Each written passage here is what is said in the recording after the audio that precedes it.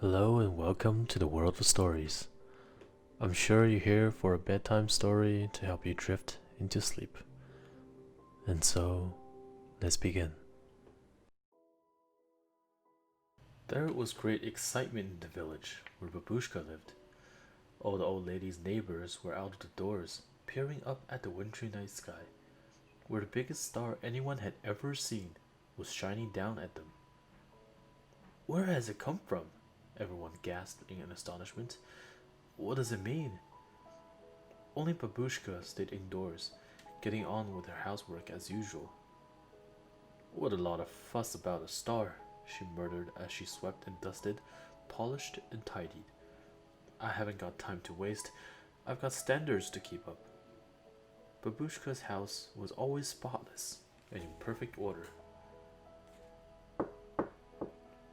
Came a loud knocking at the door. Now who's that interrupting my work? Babushka frowned. She hurried to the door, plumping up the cushions and tidying a vase of flowers on the way. To her astonishment, three foreign-looking men were standing on the doormat, wrapped in long embroidered robes and swathed in turbans. Even more surprisingly, the camels they had been riding were tied to the goalpost, were snorting puffs of steam into the crisp, cold air. Good evening, Babushka, the first man greeted her. He held out his hand and it jingled with bangles of gold, while jeweled rings sparkled on his fingers. We are traveling from a far distant country, and we need a place to rest for the night. Would you be kind enough to welcome us in? Babushka could clearly see that the men were rich and important. Of course, I will be honored, she spluttered, red-faced, and she welcomed her guests into her little sitting room, while she quickly untied her apron and smoothed down her hair. What brings you to these parts? Babushka asked politely as she bustled about lighting a fire. We're following the strange star that shines so brilliantly, the second man explained. Really? Smiled Babushka as she went to bring 3 plates of bread and cheese and pickles for the kitchen. We believe that it will lead us to a new king, the king of all heaven and earth, continued the third man. Well, fancy that, remarked Babushka, scurrying to fetch 3 steaming mugs of hot chocolate. Why don't you come with us, Babushka? The first man urged. We will be leaving tomorrow with our gifts of gold, frankincense, and myrrh. Thank you, but I can't possibly come with you, said Babushka. If I were to go away, who would air the beds and sweep the stairs, and dust the shelves and scour the sink? Besides, I don't have anything that would be suitable as a gift for a king. This king is a newborn, the second man said kindly. He is still only a tiny baby. Babushka paused with a tray full of washing up. I had a baby boy once, she said in a whisper, but he died. The third man rose to his feet and put his hand gently on Babushka's arm. Come with us, he said softly. Come with us to see the baby savior of the world. Babushka stood and thought for a while. Her eyes had a faraway look in them, and there was a sad smile on her lips. Maybe just this once, she murmured to herself. And suddenly, the clock in the hall noisily broke the silence. Oh dear, is that the time? Cried Babushka, springing back into action. I must go and make up the guest beds. And she sprang up off the stairs. Next evening, the stars shone brighter and higher in the sky than ever. Are you sure you won't come with us, Babushka? The 3 men pleaded as they mounted their camels ready to go. I'd love to, but I got too much to do, the old lady blustered.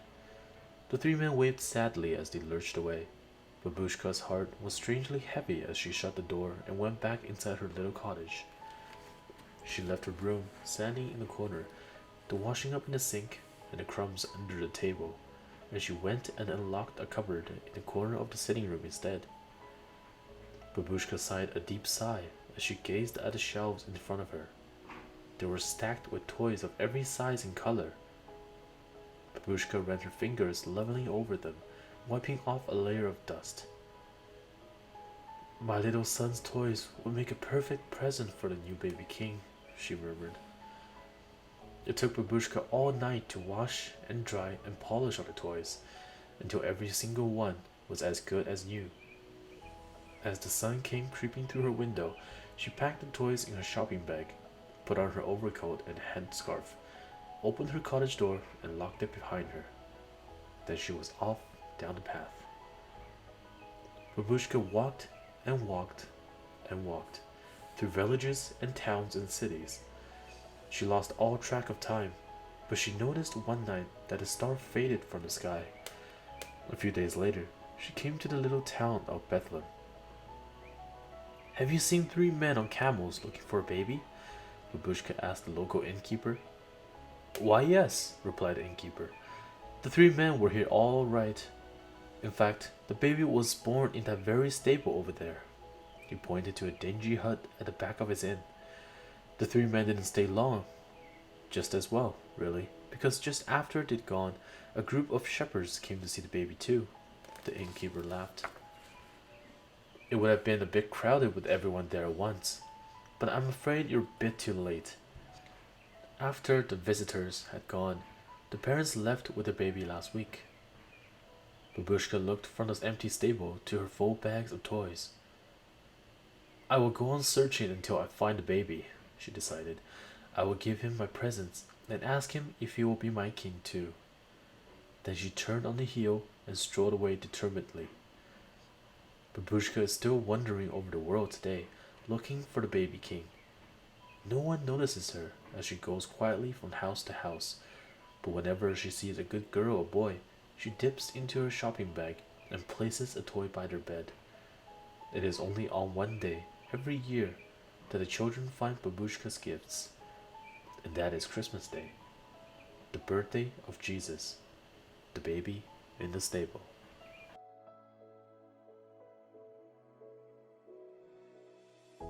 That's it for tonight. Thank you for listening. Have a great night. Please like and subscribe if you like my contents. I shall update daily and continue with my best efforts. Good night.